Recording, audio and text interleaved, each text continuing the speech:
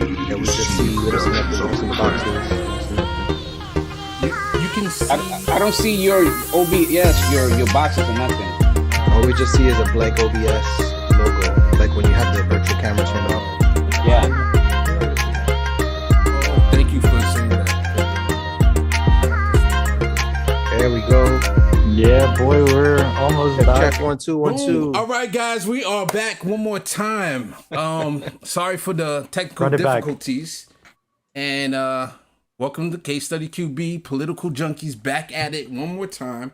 Hopefully, if you could hear me say it in the chat, and let's go through it. Carlito, Felipe, we already went through our introduction, so I think we was up to Carlito. He was finishing up his talk with the Atlanta. Well, he didn't get to talk anything, so let's run it back. I talked, but nobody heard. I was trying to sign what I said. You're right. Nobody heard it, so we got to do it one more time. Now, I was saying that I was sad because the coach for the Hawks got fired. They waited till Black History Month was over to get rid of him. But the good news, the Atlanta Dream, formerly owned by ex-senator, all-around racist Kelly Loeffler, it's been bought out. She's no longer the owner. And Renee Montgomery, who was a WNBA player for the Atlanta Dream, who recently retired, is now a minority owner, part of the ownership group. So it's good all around over there right now. UConn in the house. Nice. Felipe, how you doing, my man? I'm good. Living the dream? Yeah. All right. Yeah, Gabe, how we doing over there? It's been 27 episodes, 26, and nobody told 29. Me that I was holding my mic the wrong way. 29. I was holding my mic wrong for almost 6 months, however long, more than 6 months. And my mic was backwards. Thank you to all the community, everybody didn't tell me. But aside from that, Joe Biden sucks. He has officially said that he's not gonna use he's not going to use the budget reconciliation for $15 minimum wage because he's trash. He's not going to give us a $15 minimum wage. Kamala Harris said she wouldn't. The parliamentarian said it, and when the Republicans had a parliamentarian that didn't agree with them, they fired that parliamentarian because they got their stuff done. That's not on the president. That's on Chuck Schumer. Schumer can fire. The Democrats suck, and there you go. Joe Biden sucks. Xbox clip. I'm done. So you know what? This is ammo. This is ammo for AOC when she runs against Chuck Schumer. You know, he's trying to be progressive, or he's trying to build his progressive bona fides, but this is the perfect, Achilles heel when she runs against him. Am I right? All right. Nancy I don't know when Bancher. that's going to happen. Yeah. Introducing. I'm glad to see Nancy Bancher came back. All the people that came back after we had the technical difficulties. John, I want to give a shout out one more time to my guy. He's not here because he's enjoying his birthday. So much love. Everybody send some love to John, everybody. Happy birthday. There you go. Okay. Happy birthday to you. You gotta sing in Spanish. All right. And then I'm going to go to my last guy, Bendone. Before we start the show, we're going to start the show shortly, but we brought Bendone from the back. He usually is on Twitter, on Twitch, checking out and make sure everything is good there. But we needed an extra hand, and we wanted his perspective, so we bring him out. And if he does a good job, maybe we'll make him a permanent, box. We'll see. Maybe he can replace Felipe. I'll bet. All right. Hey, KMF Clan on Twitch. KMF Clan on Twitch. Yeah. Do your shout out. Bendo, what's your promos? Give some love to the people. No, I thank you guys for having me. I have to step up to the plate. Hopefully, I don't strike out like I usually do in softball. All right, we're gonna go straight to the trivia. First question, or first, we're doing this little mask stuff right here. So whoever gets it first. Who? Okay. Khalid. What's her first name though? Rashida. Okay. All right. Gabe just want to make sure. We don't have multiple choice options here. I got Right? It's hard. We got to make it hard. These are easy, actually. If you know who it is, it's pretty hard. Easy. But all right, who's this person? Oh, wait. I know this guy. You know this guy. Damn. I'm drawing. People in the chat. Nancy. Who's this person, Nancy? John. If you watching. All right, we're going to come back. If nobody knows who this person is, then we're going to come back. I'm waiting. Somebody's going to get in the chat So we're gonna go to Carlitos rapid fire. All right. Rapid fire, real quick. We're gonna start little international flavor. More than 6,500 migrant workers have died during Qatar's World Cup prep, by Jason Owens at Yahoo Sports. So you have workers going from India, Nepal, Bangladesh, Pakistan, Sri Lanka. When the FIFA awarded the 2022 World Cup to Qatar, despite widespread concerns over humanitarian right violations and treatment of migrant workers. Amnesty International has since documented the conditions of workers being exploited and subjected to forced labor. They can't change jobs, they can't leave the country, and they often wait months to get paid. And the mortality rate among the communities is within the expected range, according to the government of Qatar. So they think it's all good, even though they're being basically slave labor over there to build a soccer stadium and infrastructure. Sounds like they're trying to out America.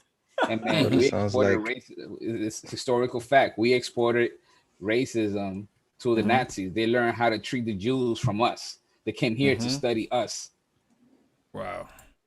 That sounds the sound of us being demonetized. Well, they already tried. They cut us off from YouTube and everything, man. Oh, I think support policies, not politicians, maybe. Yeah, he got it in the chat. Support policies got it, but let's continue with Carlitos rapid fire. Go ahead, Carlitos. All right, number 2. Obama calls for reparations because the wealth of this country was built on the backs of slaves, but says he couldn't get it done as president due to the politics of white resistance, by Adam Schrader for DailyMail.com.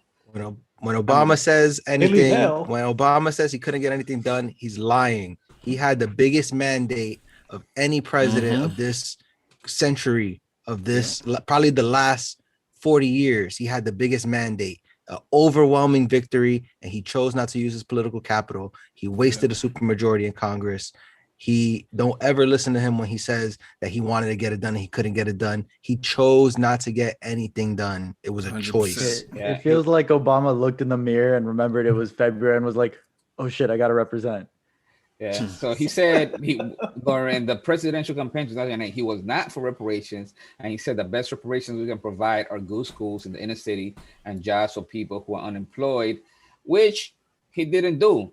He said all this in a podcast with Bruce Springsteen. And, to him, he said when Bruce Springsteen was asking him about it, he said that my judgment was that it was a practical matter that was on the table. We can't even get this country to provide decent schooling for innocent kids. Well, guess whose job that was? That was his job. Yep. Hey, just to give some love where it's due, Joe Biden's COVID-19 plan includes hundreds of millions of dollars for schools just to help on that. Yeah, that ain't reparations, son. No, it's not. I agree, but schools are schools and they need money. Hey, listen, at least on the bright side, we got the first black president, and Obama's making a ton of money in his new partnership with Spotify and his production company. So all is good. Well, he is advocating for getting rid of the filibuster. At least he said that once at John Lewis's funeral. So yeah, whatever. We'll see. We'll see if it ever comes to pass, if they get rid of the filibuster. When he had the power to do everything, he didn't. So now it's nice. I mean, it's usually like Democrats. They like to pretend to be for progressive policies when they know it cannot get passed. And once they have the power to do it, they do nothing about it. Just like this stimulus checks that they haven't got passed right now. So whatever. 100%. All right. So, struggling New York artists demand Cuomo form FDR-style jobs program, by Jim O'Grady for WNYC.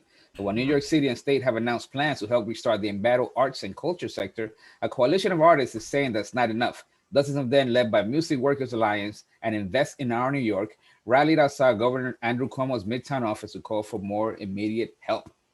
Case.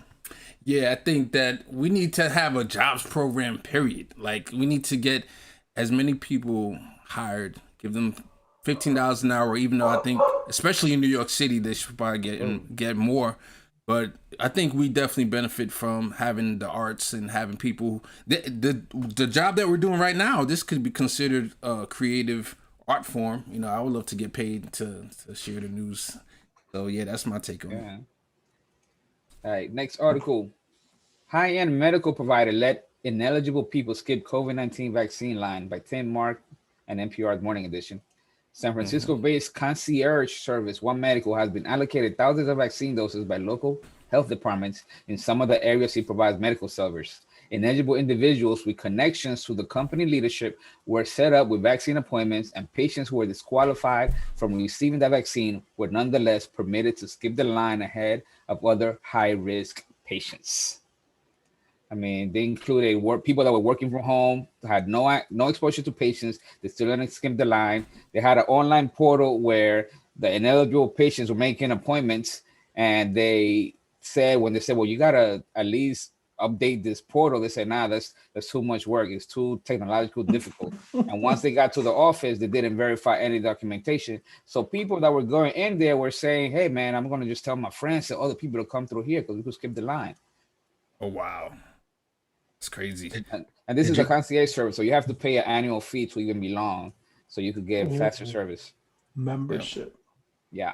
Well, did you hear the two women in Florida that dressed up as grannies to try to get the COVID vaccine? Oh my god! They legit did like granny face. I and then try to go and fake the funk to get with like the show pearls and the bonnets. Oh my god! They have to show ID. Well, not for One Medical though. They didn't care about that. So. Gabe, since you're in Florida, what you think about DeSantis giving priority to those richer areas, those donor areas? What you think about that?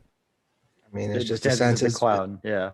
Yeah, he's DeSantis being DeSantis. Yeah, and Felipe in Florida going too. Crazy, that Tiger going Tiger. DeSantis, actually, some interesting facts about DeSantis. CPAC was in Orlando this year, and they said that their favorite person for running in the 2024 election, the number 2 when person, they didn't count Trump, was DeSantis. Was DeSantis? Yeah, 44% or 42%. 41. Okay. When it included Trump, I believe it was 21%. Because Trump had like 44. You know what, though? When it included Trump, only 55% of people at CPAC said they would vote for Trump in a primary. Yeah, you're right. It was 55. Which is really scary numbers for him. But no, he should have had a lot more, no? Especially in Florida, right? He has a 97% approval rating with the people who were polled at CPAC. But that means that 45% of people who went to CPAC said, I agree with everything Trump did, but I think we should do someone else. Yeah. And that's the scary thing, I think. Now, do you think DeSantis, was it because it was in Florida that he had such high numbers, or do you think he's probably legit? Yeah, I think so too. Gabe, go ahead, Gabe. I was just gonna say that they're gifting the Republicans, and they being the Democrats are gifting the Republicans and Trump some great publicity every time that we fumble the ball unforced. You know, when it comes to $15 minimum wage, as I've been talking about, they just did a bombing in Syria without congressional authority. You know, after we criticized Trump for that, after we criticized Obama for that, we just continuing the same thing there. Where's the stimulus? There's still no stimulus. Like, have you gotten a stimulus? It's just, you know, they have one job is to just deliver on the mandate that they had. They won Georgia. They won Georgia when they weren't supposed to win not even one seat. They got both off of $15 minimum wage and off of the stimulus. And what's going to happen is in 2022, you think Trump was bad the first time? If he comes back in 2024 and the Democrats fumble the ball, Joe Biden's going to be out. So either he's going to be gone and they're going to try to go against Trump with somebody else. It's going to be scary. We already dodged this bullet one time, and this is what happens. And this is why I'm announcing right now that I will not be voting for the Democrats next time unless they deliver right now. And I'm announcing it up front, and I'm not going to be shamed. I'm not going to be told I would not be voting for the Democrats if they do not give us a $15 minimum wage and do not give us a stimulus. The stimulus won't even go to me. You know, I'm not going to get it. It's going to go to my brothers and sisters out here that don't lost their jobs and that need it. But it's preposterous that we've let it come to this. So if it's Trump again, though, you know, that's going to be the same situation as 2020. And then Felipe, I'm going to go to. Yeah. Go ahead, Felipe. Okay. I think what the Democrats just need to do is like push the blame onto the people who are making this bad. If Joe Manchin wants to say, "Oh, I don't want a $15 minimum," let him vote against it. Let him kill the bill. Let him deal with the flack. All of that. It's his response. Let him feel bad. Let him look bad. Yeah, I totally agree with that. Let me go back to Gabe real quick. Gabe, if it is it's gonna be 2020 all over again, they're gonna say, hey, you got Trump on the other side because you know he's going to get the nomination. There's no doubt about that. And then you're going to have, I think Joe Biden's going to want to run again. So what if you have the same exact situation? Are you going to vote for Joe Biden? Voting either for any independent candidates that match my personal opinions and that actually do back Medicare for all and those things, you know, Medicare for all, college for all, and justice for all, jobs for all. I'm going to vote for the candidate that most matches my values. And it was clear before the election that it wasn't Joe Biden, but we gifted him our votes because we said Trump was such an abhorrent creature, that he was so terrible that we had to get him out and trust in Joe Biden that he was going to do the right thing. And it's not even just Joe Biden. It's just as bad as Bernie Sanders. Bernie Sanders conceded. He folded his hand without getting any concessions. Like it was up to him to fight back during that primary process and say, I'm not conceding until you give X, Y, and Z. He barely got the $15 minimum wage, and we called it. If you watch the early episodes of this podcast, you call us talking about how Joe Biden wasn't going to give us anything. And now we're seeing it in real time. We're a month in and they're already folding. They're just running out the clock until 2022, because once the Dems lose in 2022, then they can blame the Republicans again. They weren't expecting to win right now and to be in a position of holding all three branches. I want to disagree with that and say that. Go ahead, Felipe. That's kind of ridiculous. I mean, you can't equate doing actually nothing during the pandemic like the Republicans did to a $1.9 trillion COVID bill. Where is that bill? Where is it? It's in the Senate. It got passed in the House. And yes, the parliamentarian said no to the $15 minimum wage. We're in March. Yo, they could have done this a long time ago. They could have done, first of all, they could have done the checks by themselves first, get it out the way, and work on the rest of the bill afterwards. So, even I mean, we want to give credit where it's due, but we also got to give blame where it's due. And they're being super slow unnecessarily. They didn't have to. This stuff could have been, a lot of this could have been done already. And then the people who voted for them would have been thinking that, man, they actually following up on their promises and be encouraged to actually continue to support Democrats in the future. And they haven't even brought up recurring checks like all of our other peer countries have done. You know, most of the other countries are guaranteeing anywhere from 80 to 100% of income lost during the pandemic, and they're just guaranteeing it monthly checks. We got one check, was it for or two checks? Two checks. So the 600 and the 1200. Yeah. So it's like we're months behind. By the time this passes, if it's going to be mid-March, late March, early April, you're really going to need another stimulus. That's the problem with kicking the ball down the field, is that you're going to need something else. You're letting the problem compound instead of solving it and coming up with a permanent solution. You're doing the same thing with minimum wage. $15 is already too low. It was $15. It should have been 15 in 2016 years ago. And now we're 4 years later, we're still talking about 15. So it's crazy. Well, Gabe, at least, you should be happy that you don't have to worry about trying to vote for Biden or whatever, because he's not going to win regardless, because states like Georgia and other Republican states, they actually implementing, trying to pass more voter suppression laws, including eliminating Sunday voting, like completely racist in Georgia, because that's when the black churches do souls through the polls and they bring the buses and bring the people to vote. Other early voting, they're trying to put more voter restrictions for mail-in ballots, and they just they're doing their job that they couldn't do before. They're gonna basically block people from voting in the first place, so we don't have to worry about Biden even getting close. No, it's like I said before, the Dems won't win without HR1. There's no world in which the Dems don't lose at least the House in 2022 and the presidency in 2024 without passing HR1. Like that's the most important thing after COVID that they need to do. So listen, how about we just have the CEO of Costco be the next president? How about that? Let's do it. Because the next story is the Costco is raising its minimum wage to $16 an hour for U.S. store workers, by Katie Tsai at CNBC. So 2 years ago, Costco raised its minimum wage to $15 an hour. Last year, they gave a temporary bonus of $2 extra for their employees as essential workers, and now they're going to make a permanent raise to $16. Nice. You think you'll be better, Gabe? I think that the CEO of Costco deserves a medal. The guy has been ahead of the game, not just now. This isn't a new thing. They've been one of the leaders in wages for a while. Maybe they didn't have the minimum wage of $15, but if you look and you talk to people there, it was very easy to get up the ranks and get to like a $25 an hour, good paying job. And when you pay your employees a good wage, even in let's say like an entry level job like that, you get retention. And what a lot of people don't understand is that there's a high cost to high turnover.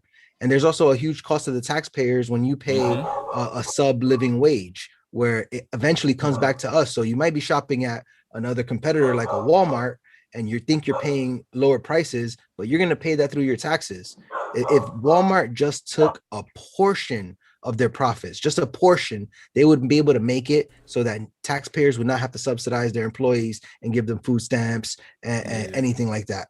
And to me, I go with the FDR quote of any company that cannot pay a living wage doesn't deserve to exist in America. I agree. This is the land of the free. If this is the land of the American dream, you can't pay a poverty wage and then put that expense off on the taxpayers. That's the most backwards thing out there. No, I agree that Costco's doing a good job, but I don't think he deserves praise for doing what should be done regularly. Sure, he's doing a great job, but why? This is what the model for everyone should be. It's not like he's going above and beyond for the moment, but it's not above and beyond in general. Back in the day, when the Republican senator said the other day that he made $6 an hour in minimum wage, when you account for inflation, that's $24 today. Oh, yeah. $16 is still way behind. But it's still higher than. No, it is. I agree. But it's still higher, and it's also, again, it's not just their minimum wage. Is again, like, it's very easy for them to get within Costco. After being there a few years, you can get up to that much higher wage. Their average wage, I believe, is $21. So wait, before I go on, I wanted to comment on. Before I was Felipe, I'm gonna let you comment, and then I'm going to comment, and then we're gonna go to trivia, and then we're gonna go to Carlito's next. Oh, one last thing. At the same time, the Republicans are proposing a massive increase of the minimum wage to $10 an hour over 10 years, 5 years. Oh my gosh! Go ahead, Felipe. That's from brother Mitt Romney over there. He's trying to change the world. Republican. And this is the problem with negotiating from the middle. And I'm stealing this from other progressive pundits, but you negotiate from the middle and you end up further on the bad side. So by going with even just 15, you're going to end up at 10 or 12. You got to go for the full 25 to end up at what you want. And we should be learning that you can't negotiate from a compromise point. You have to negotiate from the far side so that you really end up as something that's actually going to help people. 100%. John called Costco a national treasure. Go ahead, Felipe, and then I'm going to say something, and then we're going to give the chat some love too, and then I'll go on to the next trivia. Go ahead, Felipe. No, I was just reading on a forum. Walmart actually gives classes on how to sign up for food stamps for their employees because they don't pay them enough. That's it. Okay, so the point I want to make, because I was talking to one of my friends from church, and he was for, saying he had the argument that, if we raise the minimum wage, you're going to lose jobs. There's going to be people who are going to lose jobs. And I didn't say this to him at the time, but I thought about it afterwards, because I was debating, of course, saying that we need to raise the minimum wage. But I was thinking, okay, what if you think about it from the other end? Like, if we got rid of the minimum wage, period, right now in a place like, let's say it's Alabama that has the $725, because certain states have increased it, but let's say Alabama has $725. You get rid of that $725 an hour job, and now you could get 7 people in that place and pay them $1 an hour. So now you increase the amount of people with jobs, but the question is not about how the amount of jobs that's out there. The question is the quality of the job and the amount of money that you're making. And I would argue that the $725 that somebody's making right now, the same way you would think about my example and say, wow, the $1, that's never going to happen. Well, right now, $725 is happening, and I would think, wow, that would never happen in 2021. So that's a terrible, terrible wage, and nobody should be making $725 at this point. All right. Any last words? I'm going to go to people in the chat are starting to talk about living wage, but also importantly UBI.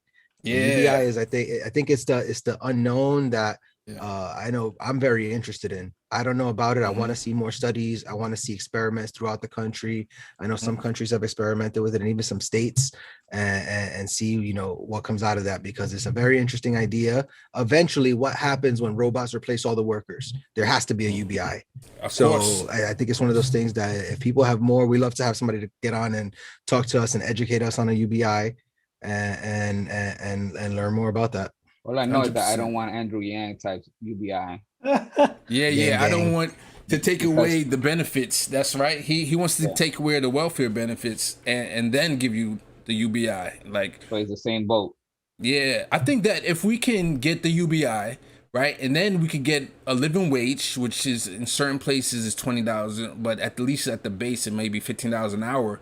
That by itself would get rid of certain programs. You wouldn't have a need for certain programs like food stamps, because people are going to be making a living wage. But there's always going to be certain safety nets that's going to be needed in addition to that UBI. I think Carlito, I think that's the argument you want to make, right? That's what you're saying. Yeah, exactly. I totally agree with you. Bendon, do you want to give the chat some love? So shout out to Nancy, Johnny P, the Urban Progressive, Holly, Jesus. Yeah, Holly gave John a birthday shout out. Yep. Johnny P, you could be anywhere, but you're here with us. You should have been on the freaking podcast. You're going to be in the chat the whole time. We would have sang happy birthday to you, bro, if you pulled up. Yeah. All right, be busy with stuffing his face with cake. Yeah, man. All right, we're going to go to the next trivia. Yeah, support policies, not politicians. I've been there. She got it right. Thomas. Yeah, there. Support policies got this right. She guessed this person right, which is Mondear Jones. So point to the person in the chat.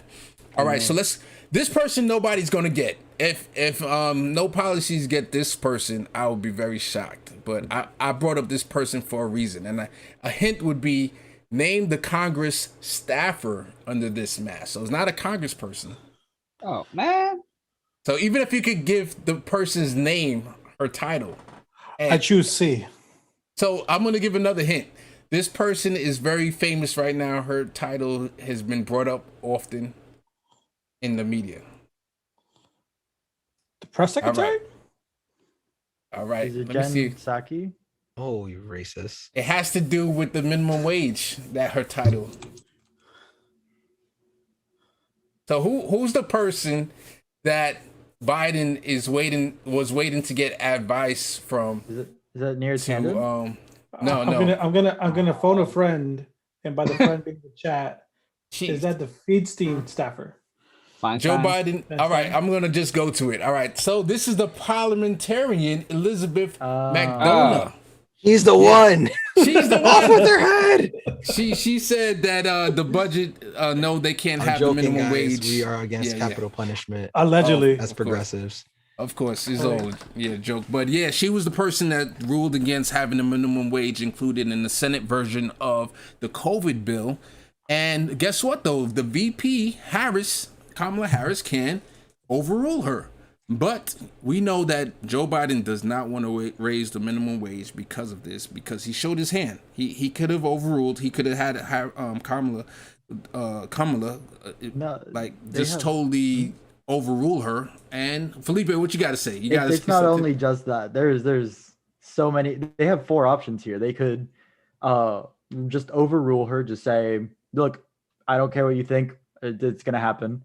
They could fire her. Chuck Schumer can throw her out and just put in whoever he wants. Dems could vote to just kill the filibuster, and they could just vote whatever they want, or they can shake their heads and say, oh brother, and that's it. Those are their options, and they're gonna go with four. Yep. Of course. I think Nancy Venture might have. I know we're a little bit behind. The video's a little bit behind, but I think Nancy Venture might have gotten the position at least. She got some of the letters. Odo. Gonna get B for 500. That's close. That's 6 letters closer than I got. So. You get the credit though. I give you the credit, Nancy. No problem. All right, so let's go on to the next. Let me see. We have more trivia here. Let's go on to the next one. Boom. So this person by now, Come on, guys. We got to know who this is by now. Oh, you just the guy that you said that's last that week. guy from like, oh my God. Yeah. We got to remember his name. I'm going to go straight. So Kurt Schrader of Oregon, and I put of Oregon there because I really want us to remember. So Nancy Venture, Holly Horn, everybody in the chat, remember this guy because he's the one that voted against the $2,000 check back when Trump was still president. And then he voted against the COVID bill that just passed. Luckily, it just passed, but there was two Democrats that voted against it. And Kurt Schrader, I guess that's pronounced his name. He was one of the people, and we got to find a challenger. So Nancy, if you're in Oregon, we're going to support you for Congress if you're in there. Real quick, if you're watching right ahead. now, don't forget to like. It doesn't cost you anything, but it helps us out a lot. We gotta get a lot of likes so we could get Felipe a green screen because he's killing me over there. He didn't make his bed. Yeah.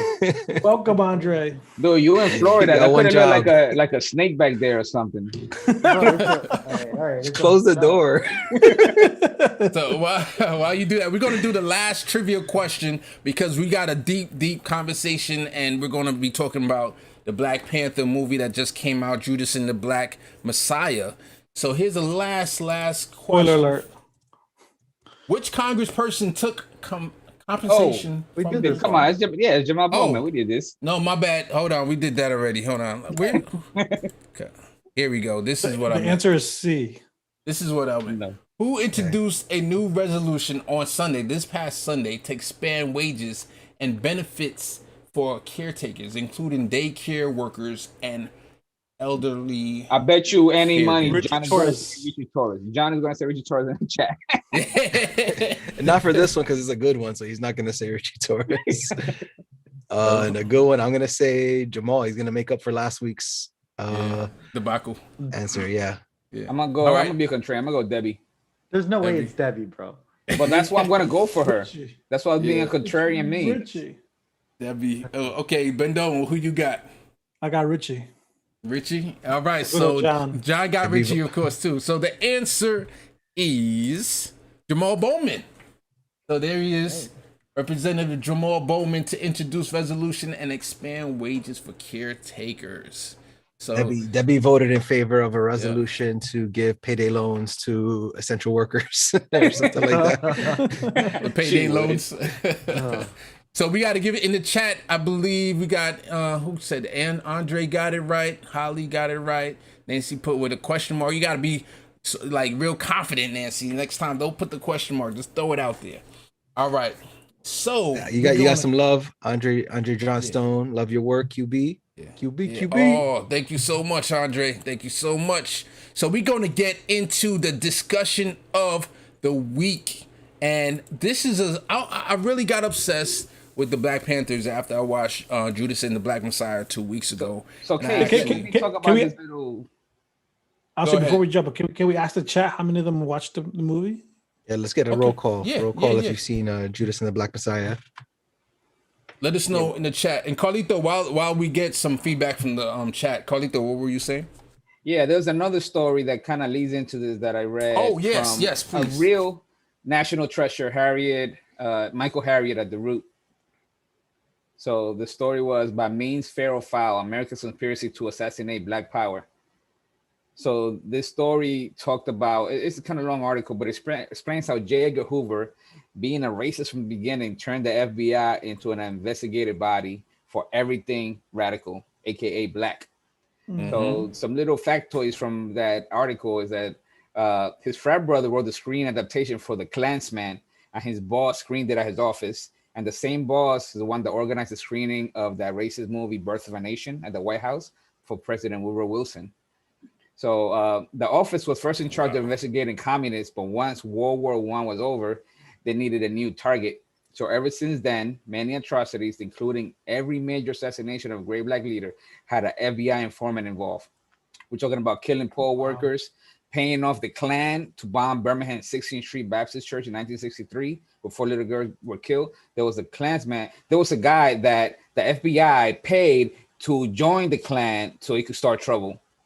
The assassination of MLK, it had an informant in it. The assassination of Malcolm X, informant in it. And the assassination of Fred Hampton, as we see in the movie, also had an informant in it, which is the informant that was paid to help assassinate him, who, if you saw the movie, ended up committing suicide at the end. Wow, spoiler. I was gonna say, Yeah. spoiler. I mean, it happened in 1989. Come on now. It's new to me. It's new to me. Bro, I haven't finished Titanic. Don't tell me how it ends. So let's get a quick synopsis of the Judas and the Black Messiah without giving spoilers like Carlito. It's just a story. What the hell? It's historical. It's the story of Fred Hampton, the chairman of the Illinois Black Panther Party. Mm-hmm. Yeah. So many people didn't know about it, but it's historical, something that should be taught, you know. So wait, but let me ask this question, because since Ben don't watch this without knowing the historical events of it, so at what point did you realize? And I guess are we not saying the spoiler now? Like, no, we can say the spoiler. No, they've got enough. Hashtag spoiler alert. So we're gonna get canceled. At what point, Bendo, did you find out that the guy was the traitor? Like, when did it click for you during the movie? When you were, I think in the beginning, when they're saying that he got pulled up to be a informant. Okay, so right out the gate. Yeah. So there you go. That's but it was, at least to me, the significance was of really seeing at that young age, 21, Fred Hampton being able to bring people together. Yeah. But at the same time, the ideas that he had in his head. Yeah. And spoiler alert, to get assassinated like that at that young age, only 21 years old. What were we doing at 21? Making bad decisions. I'm here. So by the way, I was listening to I was doing a lot of research and listening to different videos, and I found out that J. Edward Hoover had him on their radar 6 months before the Black Panthers were even formed. So his assassinated happened in 1969. Black Panthers was formed, I believe it was 66 or 67, I think, Black Panthers for self-defense was formed. And by the way, here's another tidbit. There were other Black Panthers, quote-unquote, organizations. That's why the Black Panthers was called Black Panthers for Self-Defense. That was their original name, and then later on they just dropped it for self-defense, and they became the main Black Panthers. But J. Edgar Hoover he sent a letter to the CIA, he sent a letter to the president, and he sent a letter to the Department of the Army about this young guy in Illinois who was doing speeches. So it's like, wow, man, this guy. That tells me that the FBI has way too much money even back then. Oh. Like, how are you paying attention to these little, these people like that? What you think, Bendo? I mean, I think this movie is one example of those many examples that Carlitos was just talking about in his articles of how their reach started everywhere, how they're in the back end paying people off, and just really trying to create terror in America, where there is no terror. Sorry. It's all about, at least with Fred Hampton, trying to unite the different people, right? The Rainbow Coalition. Yeah. Like, imagine how strong that could have been. Carlito, you was about to say something? Yeah, I was going to mention the Christian Davis in the chat was saying Hoover came into power in 1924, 4 or 5 years of the Palmer race. But he was actually working from the Library of Congress in 1913. And from there, he was almost recruited because he was so diligent to work for the Bureau of Investigation in 1917. So since 1917, he was involved in all this kind of stuff in the Bureau of Investigation. He might have not been the boss, but he was very influential, and that's why he eventually got to become the leader, because after he was there for the World War I, they were investigating all the radicals for communism. After the World War I ended, they needed to, he had a large organization with nothing to do, and then he turned his sights into Black radicals. Wow. All right. So let's get to the heart of the conversation. Matter of fact, let me give some love to the chat real quick. Christian Davis said the movie is literally a dramatization of the Eyes on a Prize documentary in 1989, and that's where we saw William O'Neill. At the very beginning, it showed the actor dramatization of William O'Neill, and then at the very end it showed the real version of him. That was from Eyes on the Prize documentary in 1989. And then I was saying J. Edward Hoover for some reason. I said J. Edgar Hoover. That's the right name. Support Policies called me out on it, so thanks for the correcting me. Anything else in the chat? All right, so let's get to the heart of the conversation. So I was watching a lot of different videos on Fred Hampton, and I'm about to play this video, and it made me think of if Fred Hampton was alive today and he was a great coalition builder, right? Would he say all lives matter? That's the question. So I'm going to play this video right here. Let me bring it up. Okay, you put your hands down now. We say all power to all people. We say white power to white people. Brown power to brown people. Yellow power to yellow people. Black power to black people. X power to those that we left out. All right. Okay, you put your hands down now. That's pretty much it right there. That's pretty much it right there. That's the problem. As soon as he said that, that's where he becomes dangerous. They didn't kill Dr. King when he was talking about, black rights and civil rights. It was when he started talking about the Poor People's Coalition and same thing here. That's the real danger.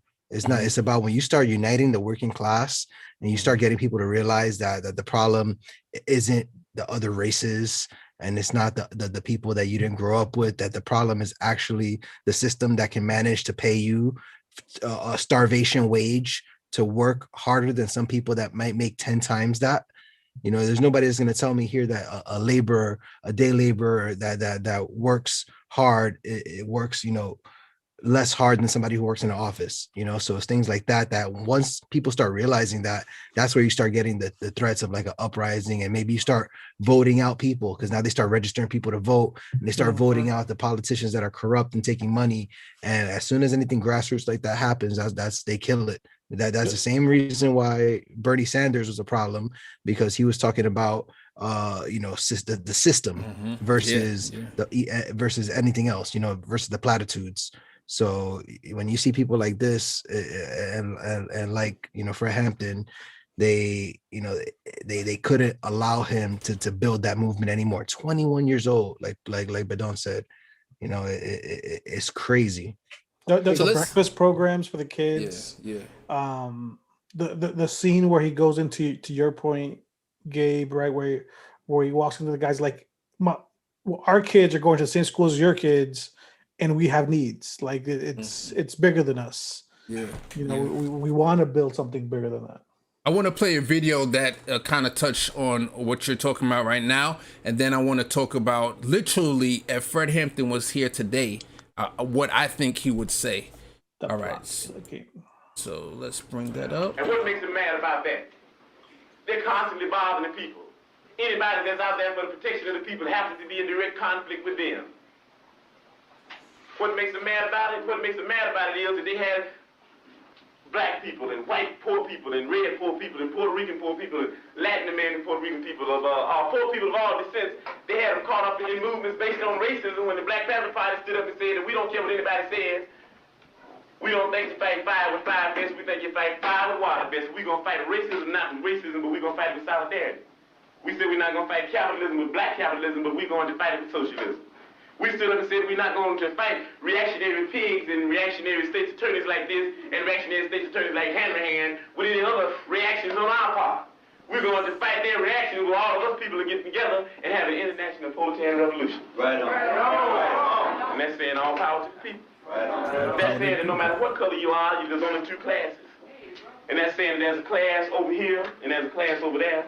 And the reason that this class over here has never did anything to get this class off its back, because this is lower, this is upper, this is the oppressed, this is the oppressor, this is the exploited, this is the exploiter.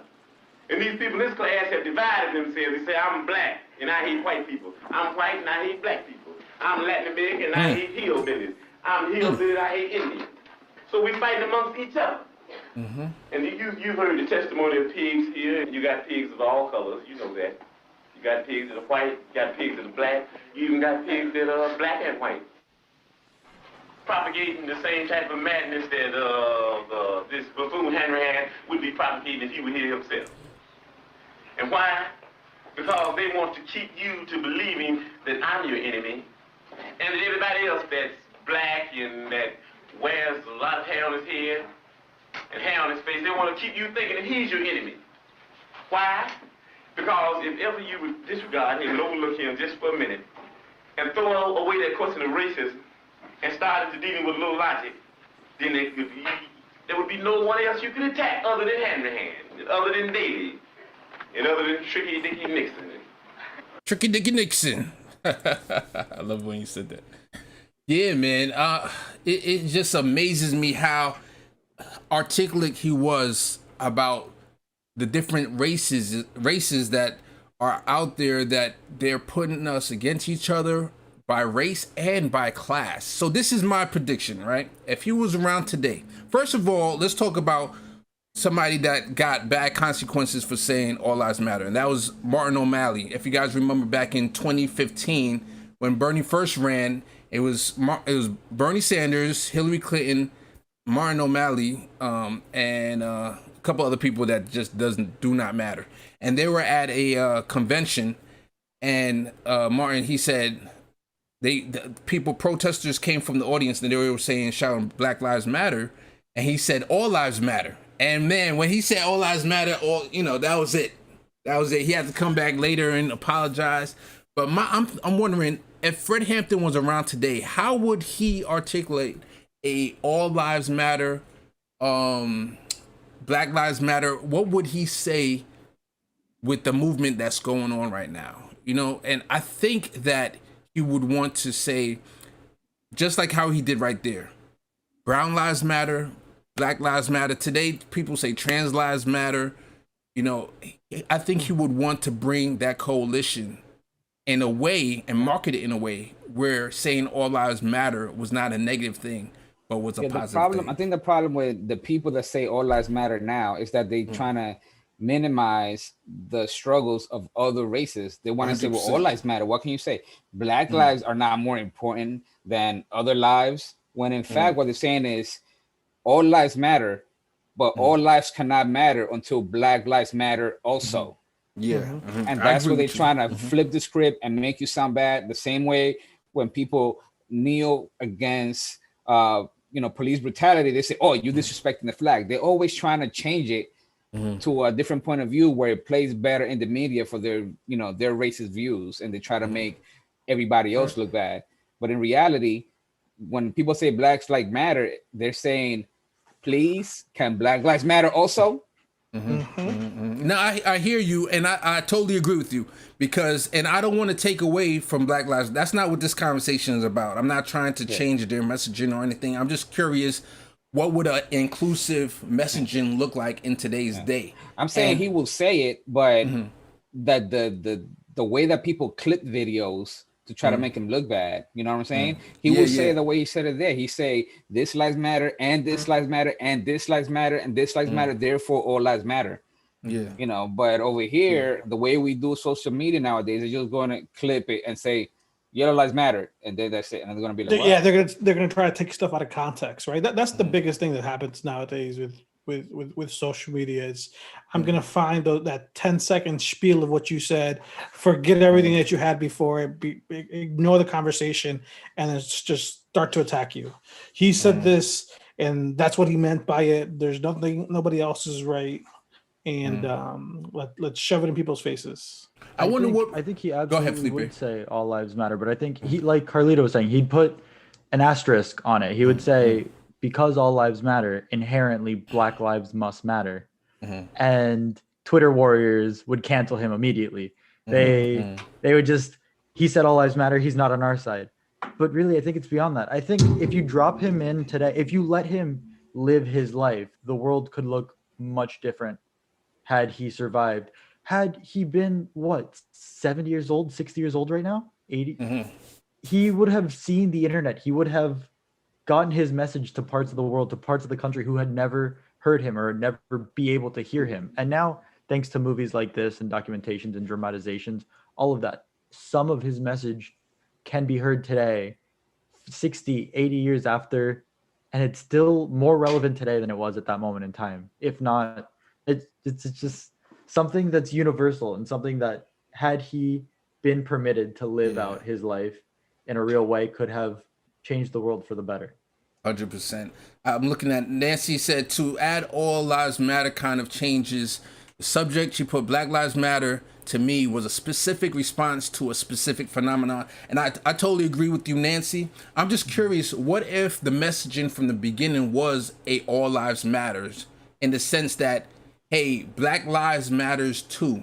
Like, one of the way to diffuses Black Lives Matter is those white people or people saying Blue Lives Matter, or they're saying all lives matter, right? But what if from the very beginning, you had that Fred Hampton mentality in mind and say, hey, I want to try to build coalition, because they're all white people who die from the cops' hands right now. You don't hear about it as often, and it doesn't blow up maybe as often or as big as a brutal murder that always happens to the Black community. But as I'm going to play videos of the young patriots who were young white Appalachian men back in the day with Fred Hampton, who they built a rainbow coalition with. I'm just curious, that would have diffused that other side of the argument if they came out with all lives matter from the beginning. What you guys think about that? Now, I'm not going to answer your question. I was just as you were talking about it, I was also thinking, are we saying, would we take Fred at that age where he is and plop him in here today, or what are we saying after him being alive, through the progression of time, his involvement, the movement that he could have led possibly, would have he said something differently when it comes to all lives matter? Is that also the I'm curious.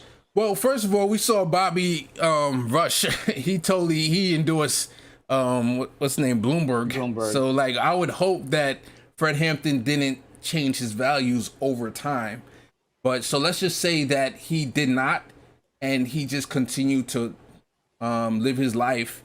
I would be curious to see if he would messaged the movement that we are right now as, you know, all lives matters from the beginning. Well, Nancy Venture said that maybe they should have added two, which I agree. Usually, I don't care much for trying to message the things, package them super nicely, because the haters are gonna hate no matter what. Yeah, but I do think that if it would have been Black Lives Matter too, some of the pushback wouldn't have been there. The haters were gonna hate, but at least in the media, you wouldn't have the same questions again and again and again.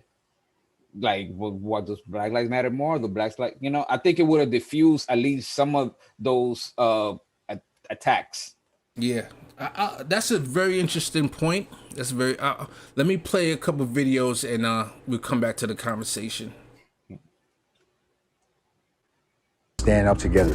The motto of the Black Panther Party was all power to all the people. Not all power to some of the people, all the people. Children. So, all power to all the people, right? So, yeah, we see that.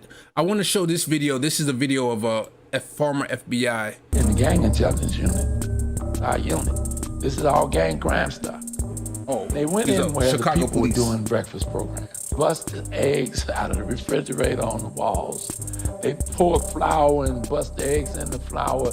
They unnecessarily set back something that was a legitimate breakfast program. But that dry run, they were so frustrated because of who they were looking for was not there that day. And that was the day I decided that I didn't want to be in that unit anymore. Hey, let's talk about that. Let's talk about that for a minute. So here's the Chicago police, man, and we always demonize the police, but yeah, there are a few good ones here and there. You know, I wish they had some kind of coalition of the good police who speak out against the bad police, but we know they're going to get shot probably, most likely. But I disagree with that. I don't believe good cops exist. Oh, really? At all? Oh, hot take. No. I'm gonna expand on this a little bit. Okay. To be a good cop, you have to stand up for what you believe in, you have to protect, and you have to serve. If you are not protecting through the branch that is your brothers in arms, other police officers, then you are not a good police officer. It does not matter if you save every single person in your district, if the sitting across from you casually like pulls racial slurs out of his ass and hurts people and even murders someone and gets away with it, you cannot consider yourself a good cop if you don't do something about it. And doing something about it leads to being terminated, leads to being fired, boycotted, and completely thrown out of the equation, which leads to the statement, all cops are bastards. All cops are bad. There is not a good cop. Okay. I'm gonna agree, because I was kind of disagreeing with you until the end, because there have been documented good cops, but they have been ostracized or set up for murder themselves, or killed, or drugs planted on them, or fired somehow. So there might be no good cops, but it's only because the good cops get taken out. Well, we see it right here with this video. You know, he said he requests to go to another unit after he witnessed them just going, urinating on these eggs and just throwing up. They were trying to look. They were under the pretense, quote unquote, of looking for some. I think they were looking for somebody or looking for arms, and they didn't find it. But then they just destroyed all the free breakfast program, all the food and material for no good reason. So here's a good guy that's in the cops, and he said, "You know what? I'm just gonna leave." So you guys are absolutely right.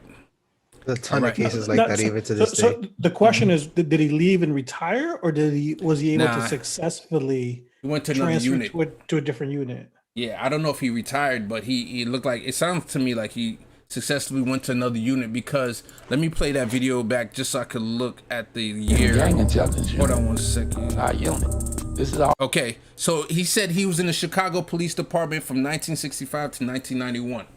So he stayed in there. Yeah. So some chat love. Christian Davis was saying, as strict Maoists, Huey and Bobby said that this in their books, that they spend hours on dialectics and phrases. And I honestly don't think that the Black Panther Party would have ever signed on to BLM or even defund the Popo. I kind of disagree, because defund the Popo is really something that they would love from the beginning. So I disagree in that part, at least. SF Sama says all lives matter kind of sounds pro-life to me, or maybe some lives matter more. So all lives matter, it could be co-opted right there by the Christian right. Okay. You got to make a distinction between the people and the pigs, and some other chats in there. So I think as far as the defund the police, I think they would definitely be pro that. The Black Lives Matter, maybe they would have been more qualified with their statements with Black Lives Matter too. They might have said all lives matter in an expanded form, but definitely defund the police. They might say, I don't know that they would have. I think they would have heard defund the police, and they would have made it dismantle the police. They would have said I don't think the police. They would have stayed with something so passive as defund them, give them a little less money, give money elsewhere. They would go dismantle the system, abolish, change everything about it. I'm for don't that leave too. anything about it. I don't think they would have gone for something as soft as defund. But I compromise with the defund. But if they were to get rid of, because I tell you, and we talked about this in the chat before, I spent a lot of time thinking about what do I need cops for preemptively. They don't really stop much. They don't, you could have cops, detectives to come after the fact and investigate crimes, investigate murders. But as facts of cops, they don't do a lot of preventive anything at all. They don't stop anything. So they're kind of useless. So I would say this from my research of the Black Panthers, they advocated police to not patrol black neighborhoods. That was one of the things, and they were complaining about, our taxes go to them and they turn around and kill us. So they were trying to kick the police out of their neighborhoods from patrolling, because of course that's just like Carlito just said, they don't preemptively, stop anything for, I would say, 95% of the time. Maybe if they're driving by and they see somebody breaking into a house, maybe that could be a way of them preventing something from happening. And even then, I tell you, why they wouldn't. because the Supreme Court ruled that the cops have no, like it's not in the job description that they don't have to put their lives in danger to protect yours. Wow. Because they took it all the way to the Supreme Court because, you know, somebody thought like, yeah, you're a cop. You're supposed. I forgot how the case started originally, but the final decision by the Supreme Court was that the cops do not have to put themselves in danger in order to protect you. Wow. So even then, there's no guarantee that they're gonna protect anything, even if they're in the scene of the crime. Because as you all well know, the first thing they say when they kill an unarmed person is like, "I fear for my life." That's the first thing they say. Yep. And the Supreme Court again said that it's a reasonable expectation of fear, so they are able to, you know, kill whoever the hell they want, pretty much. They just gotta say those words: "I fear for my life." Terrible. Support policies, not politicians. Just set and qualified immunity, which I think is one of the most important ways to start on the track of fixing the police. And for people that don't know, that's exactly what Carlitos was saying. Qualified immunity means that if you say that you felt your life was in danger, then it's an immunity against any crimes that you commit, especially murder of unarmed people. Arrest the cops that killed Breonna. 100%. I'm gonna play this video. Cop that killed the guy in Rochester. The guy had mental issues. His brother called the cops for help. They handcuffed him, put a bag on his head, put him on the ground, lean on his face, and killed him. And the grand jury didn't indict. Yeah, I saw recently on Ari Melber's show on MSNBC. He showed a case of a guy that he jaywalked, and it actually had you saw that, right? They had the video of the body cam of the cops before they approached the guy, and one of the cops was saying, "Hey, you know, he didn't really do anything," and the other cops was like, "No, we gotta go talk to him. Gotta go talk to him." So it was a preventative. They didn't even have to start anything with that guy. So they went and got out the car, said, "Hey, you was jaywalking." The guy was like, don't touch me," and they ended up killing him because they grabbed him, put him on the ground, and then they said, "Oh, he got my gun," and then somebody shot him twice. I think the other cop shot him twice. Listen, there's a story that just remember. I believe it was in North Carolina. There was a call for, again, somebody that was mental issues. He may have a knife, maybe nothing, but a cop that was a veteran that's been in the military in action, he recognized that the guy was going through some kind of trauma. So instead of trying to kill him automatically, he went and tried to calm him down, because he recognized that what this guy needed was somebody just to help him out. Well, he got fired. The cop got fired because his boss said that he put his fellow officers in danger by not killing that guy. Wow. Yeah, I think that sounds right. I think I heard that story too. So that's why Felipe was right. They don't do cops. Wow. All right, I'm gonna play one more video. We went a little bit longer because we had the technical difficulties at the beginning, and man, I had a couple other videos too. But I'm curious what you guys think of this video. In the chat, you guys want overtime? And basically, people are revolutionary. We'll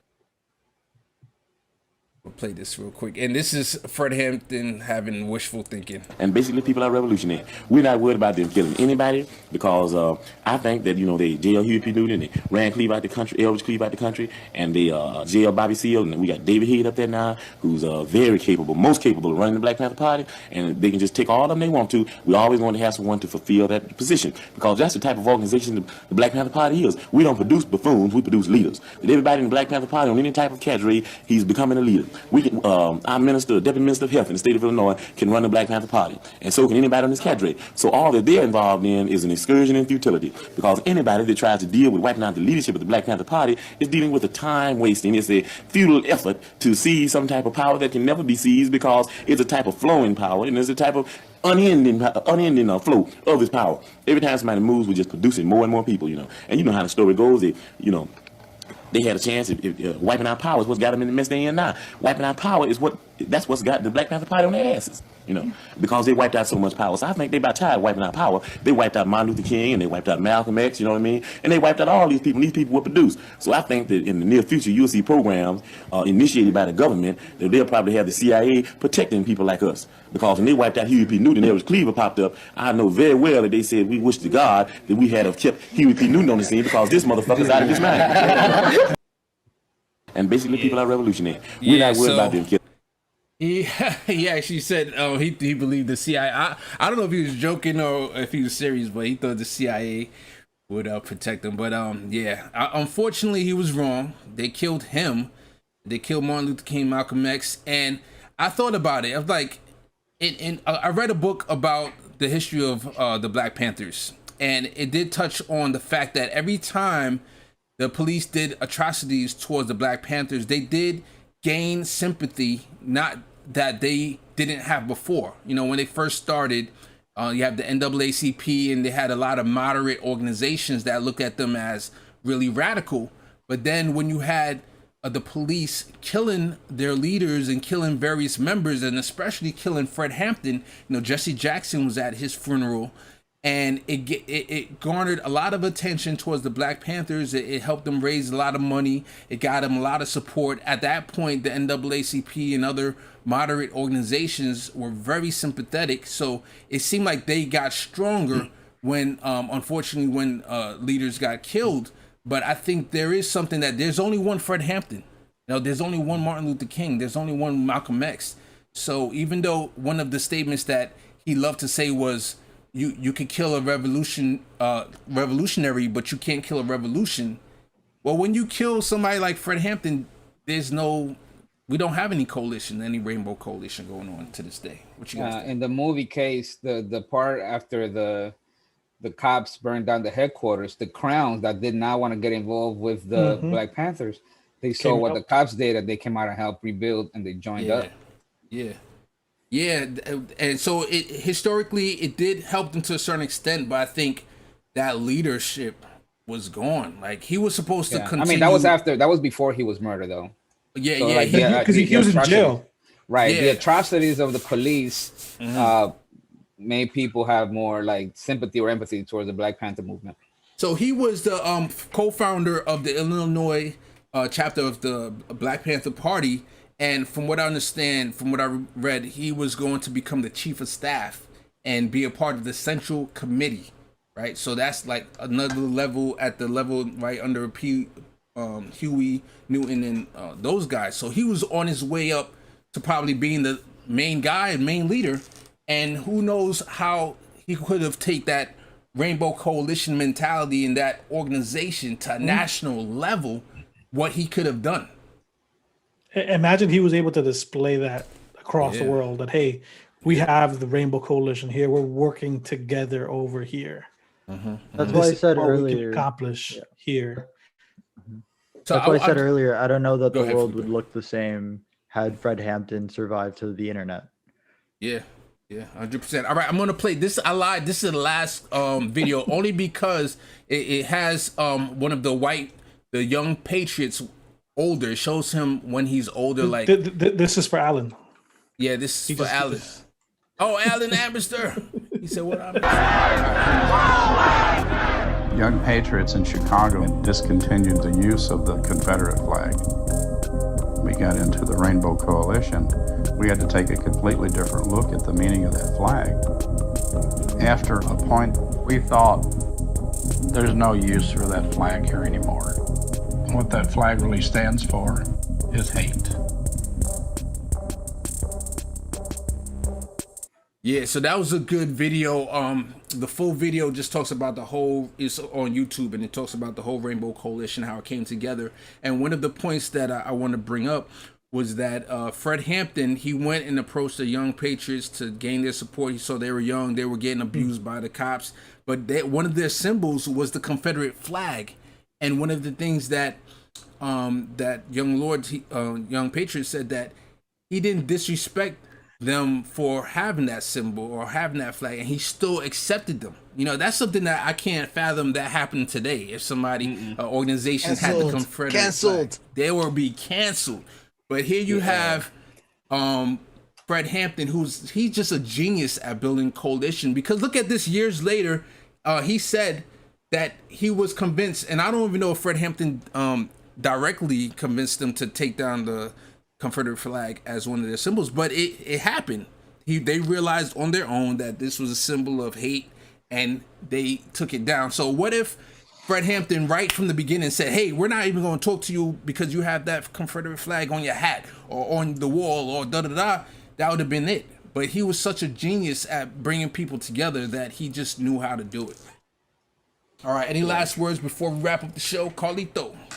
Yeah, that's where I would have failed because, I mean, I wouldn't take him, like, cross them out from the beginning, but at least I would have told him something about it. Because if you think enough of that flag to put it as your symbol, you got to know its history. Yeah. And if you know its history, you know that it's nothing but hate related to that flag. So some people just don't want to be convinced and things like that. But I did want to say one thing that, you know, when you mentioned Bobby Rush, you know, how, you know, I think Felipe was saying how if Fred Hampton would have been the same over time, he would have changed, kind of like how Bobby Rush, we not sure how to feel about him because of his endorsement of Bloomberg. There's another person in the article from Ferrari that I was surprised to see in there that kind of changed for the worse. And there was a little paragraph talking about how when Bobby Seale was in his trial, you know, a fake trial for murder he wasn't even involved in, they bound him and gagged him, and it was, you know, really atrocious to be having that in an American courtroom. And a young law student was so appalled that started to mobilize against that and got people together and petitions, whatever. And that young lawyer was Hillary Rodham. Yeah, that's interesting.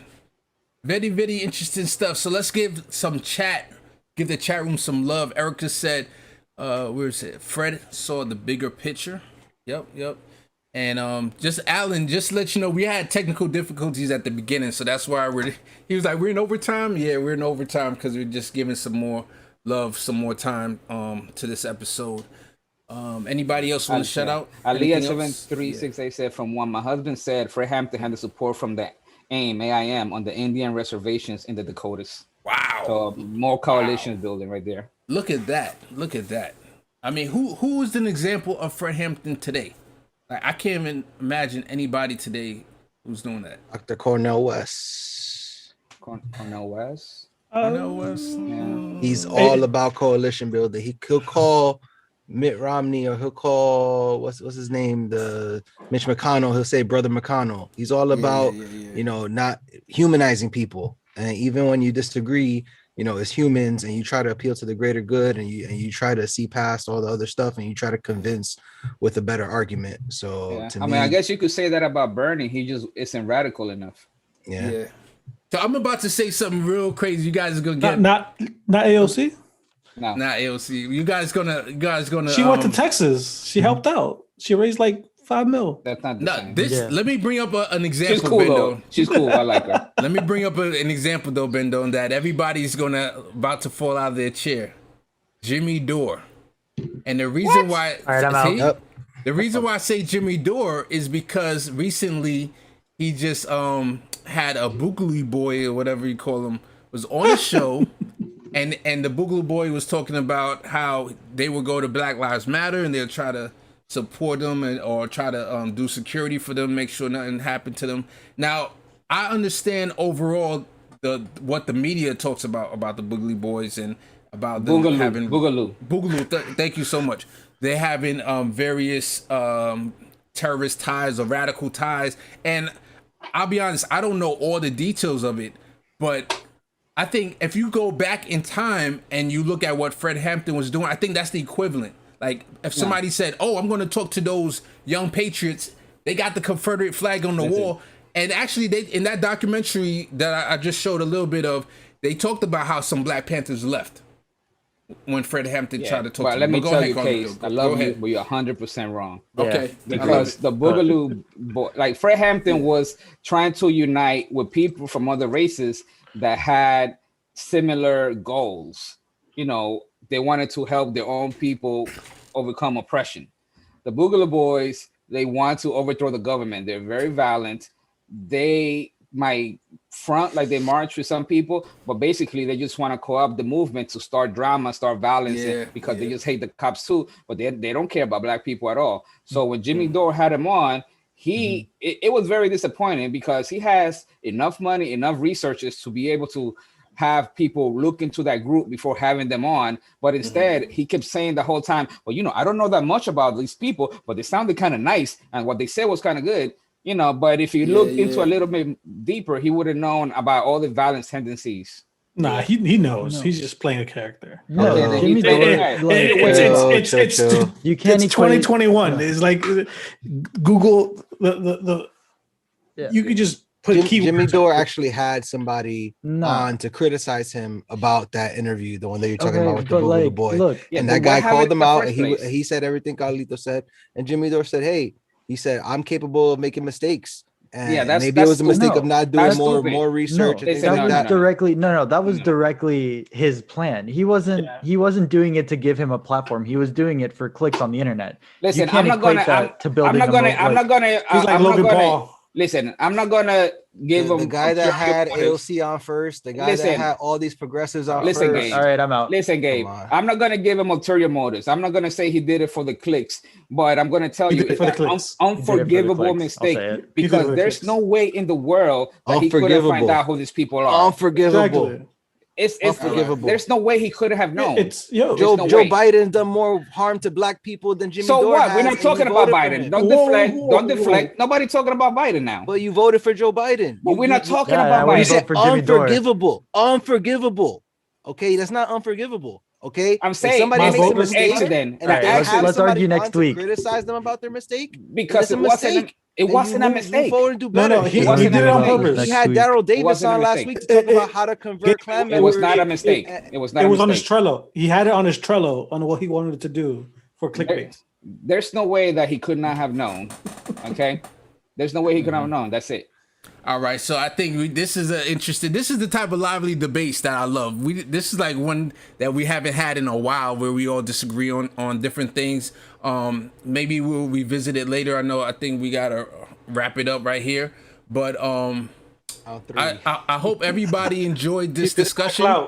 This is the thing about the political junkies. We're never canceling each other because first of all, Carlito, Felipe, Gabe, Benon, Izzy, John, we're all known each other for decades, so been to each other's, like, different people going to each other's marriage weddings and stuff. So we're not canceling each other. We're brothers, but we can have very, very deep disagreements and debate it, but still love each other. And I hope that the progressive movement out there amongst each other can do the same thing, because we can have disagreements, but we just have to learn to still continue to work together and build coalition, just like in the spirit of our man, Fred Hampton.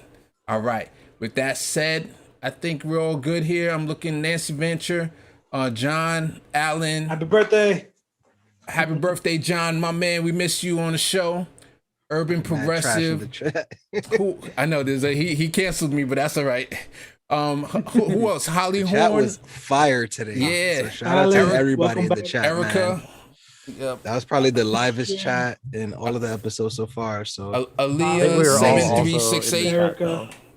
Yeah. So I hope I didn't miss anybody. Andre Johnstone, Christian Davis. Much love to everybody. Like and subscribe, and we're gonna be here again next Monday. If you Let me say one more thing. Go ahead. Aaliyah 7368 said, "But it is our job, Carlito, to stop those guys who think they align with Boogaloo and rethink a big picture." And I agree 100%. Because one of the things that a lot of times we say is like, yo, we can't wait for all these old races to die out, but it's not going to happen. We got to keep at it, because those old races are teaching the new races. Because just today, KMF Clan, shout out, I was playing Call of Duty at our Lunchtime Madness copyright registered trademark during lunch, working from home. And my clan tag, I didn't have KMF, sorry, I had BLM on it. I had BLM. And when we're playing some kids, they were like, Black lives don't matter. Black lives don't matter, whenever they're trying to kill us and stuff like that. So it's like 15, 16-year-olds, they're learning that hate too. So we can't just assume that when the old races die, that the young ones, the young kids are going to be, cool with everything. We got to keep teaching everybody, telling them the truth, and spitting the facts. Okay, well, you can't say hopefully beat Carlos. In one breath, you can't say Fred Hampton is the man for a Rainbow Coalition. And then the other breath, you're saying, oh, the Boogaloo boys are unforgivable, irredeemable. You can't get you can't get through the exterior. Because there's debate for next week. Is Jimmy Dore the worst person on the internet? Flip it. I'm progressive. If somebody's going for an organization for the progress of white people, you can align to them if they are oppressed, for the oppressed poor white people. But the Boogaloo Boys are not for that. It's like saying I'm going to do a coalition with the KKK because they're not in the progress of white race. You know what I'm saying? That's the difference. You understand me? All right, guys, we're gonna wrap it up right here. Thank you, everybody. Tune in next week. If you have any suggestions, because last week we had what we did last Monday. I'm trying to remember the discussion that we did. You guys remember? Damn, I'm drawing a blank. But we had a discussion last week. We had a discussion this week was the Black Panther theme. I don't have anything for next week yet. So if you have any suggestions, please email CaseStudyQB@gmail.com and we could do a discussion. Much love to you guys. Oh, so we got our first super chat. Super chat? What in the heck? Clip it. Thomas. That's going straight to Felipe's green Thomas. screen. Glad I caught y'all live. Oh, wow. Much love Party to of you. the third world. Much love. Shout much out. love. All right. You could have been anywhere in the world. Free Assange. Free Assange. Free Assange. But you're here with us, and we appreciate that. And you know what I like to say? If you're here, then you're a political junkie too. So we gonna get t-shirts, gonna make it up, and everybody gonna wear the t-shirts when the show comes on. We all gonna be doing this together. So much love to y'all. Carlito, Felipe, Gabe, and Bendone. First time on the show. Let's get it. We miss Izzy. Shout out to Izzy. We miss our man John. Happy birthday again. Much love to Nancy Venture. I'm not gonna go through everybody again, but much love to everybody. See y'all later. Like, subscribe. Like, subscribe. Peace. Join the Discord. Next Monday, 8 p.m.